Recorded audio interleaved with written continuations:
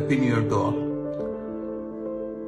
आजकल severe cold wave चल रही है, तो जो छोटे बच्चे हैं, खासतौर पर जिनकी उम्र 5-6 साल से नीचे है और जिनकी इम्यूनिटी ऑलरेडी वीक है, उन्हें बार बार जुकाम, खांसी, गला खराब और फ्लू के लक्षण होने की शिकायत रहती है। तो इसके बारे में मैं कुछ आपको प्रिकॉशन बताना चाहता हूँ। पहले प्रिकॉशन तो ये है कि उन्हें एजुकेट करिए बार बार अपने नाक और मुंह पे हाथ ना लगाएं।